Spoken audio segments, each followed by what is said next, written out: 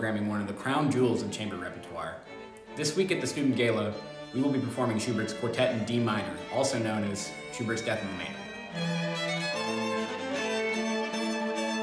Death in the Maiden was written by Schubert in 1824, and that was 2 years after his initial syphilis diagnosis. So the piece is written after Schubert's lead, Death in the Maiden. This piece plays with the concept of life and death.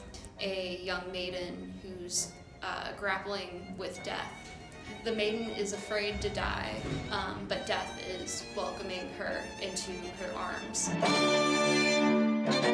Although this theme only takes place in the second movement, there's a lot of really dark moments contrasted with really sweet moments. Looking back on her life and also her fear of her death. There's this morbid idea that we cannot escape death, yet remains the beauty of life and how precious our time on earth is. I am second violin, so there is a lot of counter melody and harmony with the first violin, really letting the violin shine, but I get a couple moments. I've taken on a more diva role, and it's empowering and also exciting, and I think it will serve me well in other areas of my playing.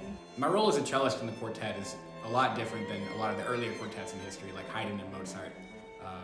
As time started to move on into the early Romantic era, we would start to see the cello move away from just a bass line or a continuo role and begin to take on a larger virtuosic part in the chamber repertoire.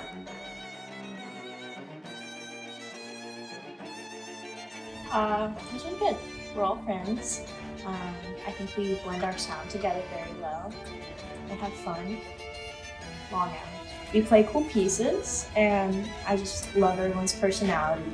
So I'm going to be graduating soon, and something I'm really going to miss is rehearsing with my quartet.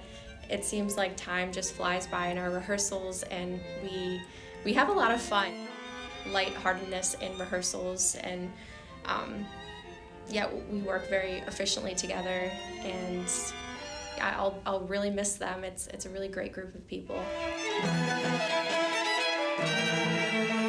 I get past moving lines in some places. They're super aggressive and passionate 16th notes that really define the intensity of this piece.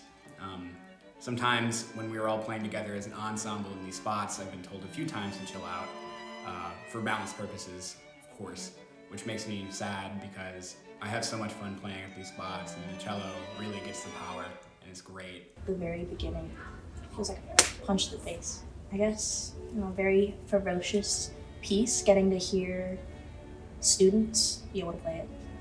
I think they'd be looking forward to all the excitement that comes along with it. The first chord is supposed to sound pretty terrifying, and so I hope we make some audience members jump out of their seat a little bit. I think you should be looking forward to something that will keep you at the edge of your seat.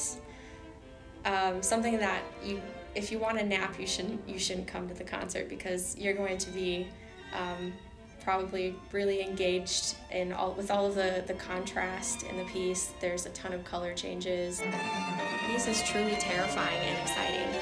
It's terrifyingly exciting.